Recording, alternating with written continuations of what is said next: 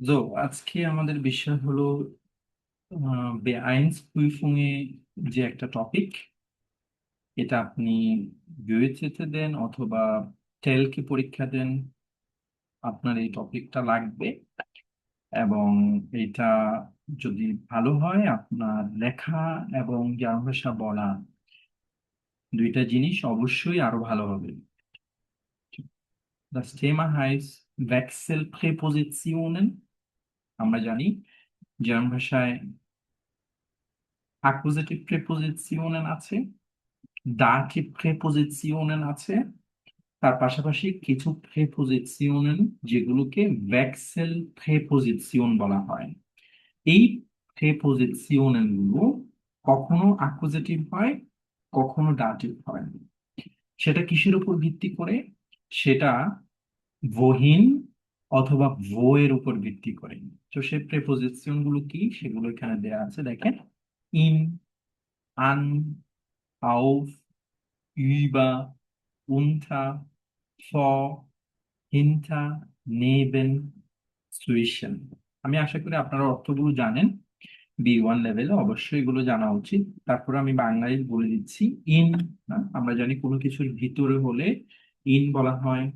আন, কোনো কিছুর পাশে, নিকটে। আউফ, কোনো কিছুর উপরে, যেটা লেগে থাকে উপরে। বা কোনো কিছুর উপরে, বাট এটা লেগে থাকে না, এটা একটু উপরে থাকে।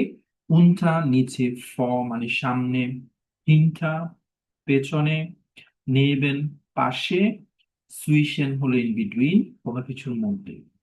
সো কখন অ্যাকুজেটিভ হবে, কখন দাটিভ হবে? কোনো বাক্যের অবস্থান যদি গতিশীল হয়, বহিন প্রশ্নকে ইঙ্গিত করে, তাহলে ওই সেন্টেন্সে এই প্রিপোজিশন গুলো অথবা একটা preposition from Dijen preposition accusative হবে। আর যখন দিয়ে কোশ্চেন করা যায় অথবা করা হয়, তখন স্থির অবস্থান বোঝায়, তখন এটা দাটিভ হবে। যেমন আমরা একটা উদাহরণ নিয়ে আসছি। Ich zeige euch ein Beispiel. Akkusativ. Ich lege das Buch auf den Tisch. এখানে যদি আমি অর্থটা ভেঙে ভেঙে বলি, ich lege আমি রাখছি, das Buch বইটি auf den Tisch টেবিলের উপরে, তাহলে der Tischটা হয়ে গেছে den Tisch। কারণ কি? আমি বইটা এখনো রেখে শেষ করি নাই, আমি রাখছি বইটি, আমার রাখা শেষ হয়ে যায়নি। সো এটা চলমান আছে, গতিশীল আছে। এখানে আউফের পরে অ্যাকুজেটিভ বসাতে হবে। তো আমাকে অবশ্যই আগে থেকে জানতে হবে টিসের আর্টিকেল কি। তাহলে আমি জানি টিসের আর্টিকেল দেয়ার, এই জন্য আমি দেন বসিয়েছি।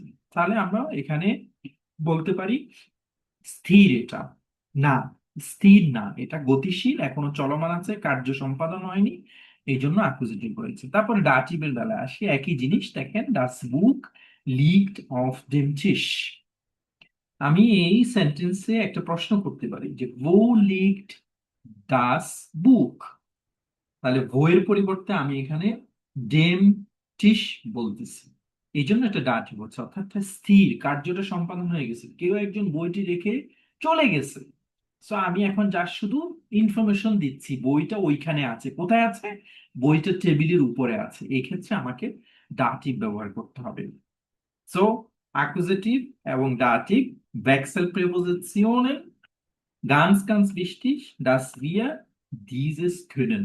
Ansonsten werden wir Schwierigkeiten bei der Prüfung haben.